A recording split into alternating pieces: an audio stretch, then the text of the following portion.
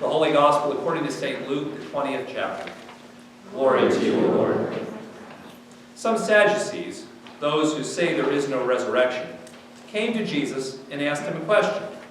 Teacher, Moses wrote for us that if a man's brother dies, leaving a wife but no children, the man shall marry the widow and raise up children for his brother.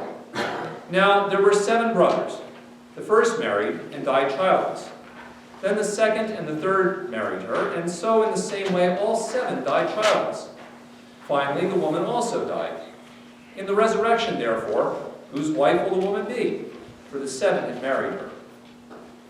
Jesus said to them, those who belong to this age marry and are given in marriage. But those who are considered worthy of a place in that age, and in the resurrection from the dead, neither marry nor are given in marriage. Indeed, they cannot die anymore because they are like angels and are children of God, being children of the resurrection. And the fact that the dead are raised, Moses himself showed in the story about the bush, where he speaks of the Lord as the God of Abraham, the God of Isaac, and the God of Jacob. Now he is God not of the dead, but of the living, for to him all of them are alive. The Gospel of the Lord. So it has now been almost a little over 2 weeks since I returned from leading a group of 21 members and friends of Prince of Peace on a tour of the Holy Land. It was a fantastic trip. We were able to see places and experience places that many of us had only ever read about in the Bible. So we got to sail on the Sea of Galilee. We got to float in the Dead Sea. We got to walk in places that Jesus actually walked. And of course, as part of that trip, we journeyed to Bethlehem. Now, when you go to Bethlehem, at least as part of a modern tour group, there are 3 things that you always do. The first is you view the shepherd's fields, which look very, very different from what Americans envision fields are supposed to look like. You go to the massive Byzantine-era Church of the Nativity, which is built over the traditional site of Jesus' birth. Nobody knows if that's really the site of Jesus' birth, but it's in Bethlehem, and it's a place that at least since the 2nd century, Christians have identified as an important place. And the third thing you always do is you go to the gift shop. One of the gift shops, anyway, that is run by the dwindling Christian community in Bethlehem as a way of supporting Christians there in that city.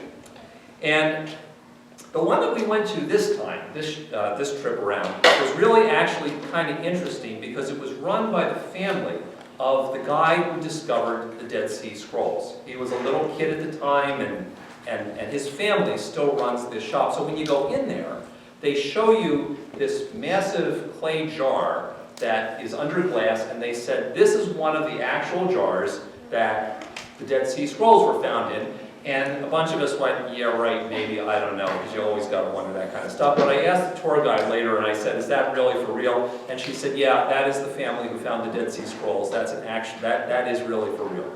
And it may be because of that connection to the Dead Sea Scrolls that they're really interested in antiquities, and they are a licensed antiquities dealer, as well as being the gift shop.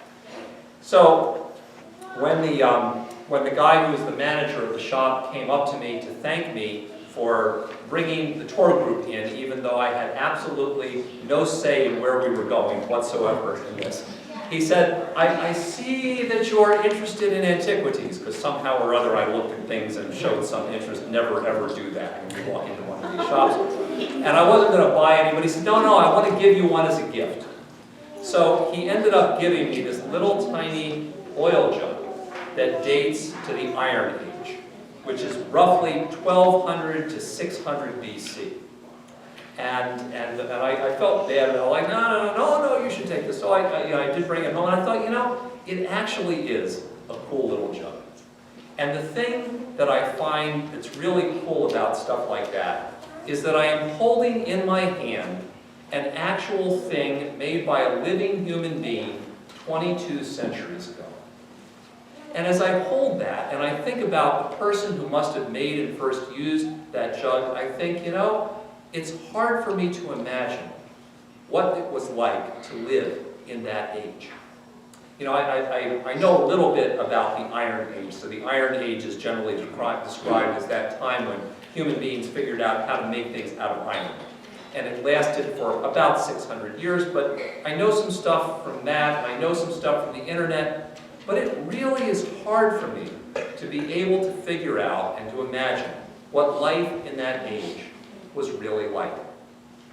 And moreover, it would be really hard for me to explain to that person who first made and used that jug what my age is like. I mean, how am I supposed to describe to somebody who lived in the Iron Age what it's like to live in an age where we have indoor plumbing, electricity, and internet? Inconceivable. Generally speaking, ages are defined by paradigm shifts. And it's hard to even imagine how things worked in a previous age, let alone an age to come that none of us have ever seen. And we all kind of know that because it seems like ages don't last as long as they used to. Because when I was a kid in early elementary school growing up, I was told we were living in the space age. And then we were living in the computer age. And then the information age. And then the postmodern age. I have no idea what age we're living in right now. But somehow or other, even though some of those ages probably are not ages in the traditional sense, there are some real paradigm shifts that have happened even in our lifetimes that weren't even imagined just a few years ago, a couple of decades ago. So, for example, I grew up watching reruns of Star Trek, like a lot of people did. And when you watch that, everybody's walking around with these communicators, which were supposed to be these things that somehow or other people could carry these handheld wireless devices in their hands and communicate with other people. That was going to happen hundreds of years in the future. And now we look at these things and we go, really? Why are these things so big and bulky compared to the cell phones we all carry around in our pockets? And I watch that and I listen to Captain Kirk whisper really quietly into the communicator to talk about, Scotty, beam me up, because I don't want the aliens to hear me. Because they didn't envision text messaging in the 1960s? I mean, why? It's hard to envision what the next age is going to look like, even when you're really close to that age. And that is really what's going on in today's gospel reading. The Sadducees, this group of people who often get a really bad rap in the New Testament, come up to Jesus and they're basically saying to him, look, Jesus, if there's this age to come, how is that even possible? How is that going to work? We know how things work right now, but I can't even imagine how things could work in the age to come. Because here's a story for you. So they start telling him this story. They say, so there's this guy, and he gets married, but he dies. So his brother marries the wife, and he dies too, and the second, and the third, and the fourth, and the fifth, and the sixth, and the seventh. Finally, the woman dies too. So, in the resurrection, whose wife is she going to be? I mean, how could that even happen? The thing is, it's really hard to envision how things work in the future, what great new thing you're going to have, but it's pretty easy to figure out what you're going to lose when this age passes away. So in their story, at the end, everybody's dead. Everyone dies. And that is the way everybody's story ends in this age. We all die. We know what we're going to lose. How, say the Sadducees, could anything work differently? How could another age even be possible? Interestingly, Jesus doesn't try to explain how things can work in this new age to come. Maybe he figured that the Sadducees were just asking a rhetorical question and weren't really interested in the answer. Or maybe he figured that trying to explain it all and how it all would work would be like me trying to explain internet to somebody from the Iron Age. So instead, Jesus simply promises that there will be a new age to come, and that this new age is full of the promise of life and resurrection, not death and oblivion. Jesus doesn't try to explain how it's all going to work He simply points out that the age to come will necessarily work differently than this age, just as all ages actually do. And even things that couldn't be envisioned in one age, even as things that couldn't be envisioned in one age, turn out to be radically different in the next. Jesus says God is capable of doing that in your life too. I mean, if you tried to explain to somebody 300 years ago that there would come an age in which people didn't use horses primarily to move things around and travel on, they would go, how could that possibly work? Jesus says, you know what? Even sometimes when you talk about marriage and things, something as seemingly bedrock to the institution as that, even that can go away and God can still make things work. Jesus doesn't try to explain how that will work, but he does say that if you want to be able to glimpse that age to come, it will only be possible if you're willing to think outside the box and not to put God inside a box, to limit what God is possible, what God's capable of doing because you're capable of imagining it. And so he starts to say to the Sadducees, well, here's how it's going to, the thing is, people in that age, well, they'll be like the angels, right? Now, here's the thing about angels. Jesus is yanking the Sadducees' chain, because the Sadducees don't believe in angels, and everybody knows that.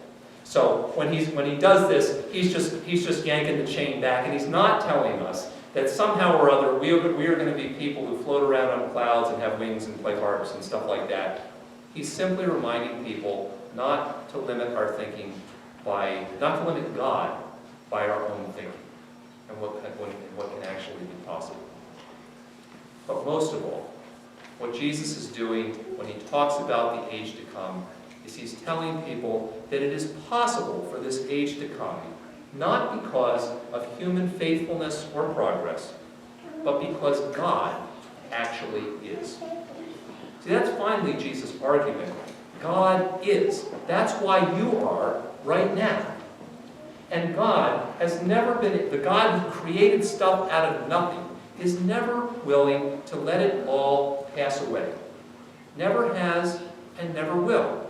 And that's why he starts to say, even these otherwise insignificant people, Abraham, Isaac, and Jacob, who were dead long before anybody was reading this, he says, even those people have not passed away from God. Because God is, they are. You are too. And that's why there is actually hope for an age to come. That's why there is hope for you too. And that's why Jesus says there is actually not only possibility, but the promise of an age to come. That's why Jesus says there is hope for all of us. It's not because human progress will eventually produce better technology. It's not because human beings will eventually be good enough or smart enough or woke enough to be able to earn it. It's because God really is, and because God loves us. And that means that God is walking with us in this age, whatever the name of that age right now actually is. It means that God's going to be walking with us in the next age of this life, even if it's not really clear to us exactly what we're going to gain or what we're going to lose in that age. And most of all, it means that when all of our ages in this life end, God really does have a new and better age in store for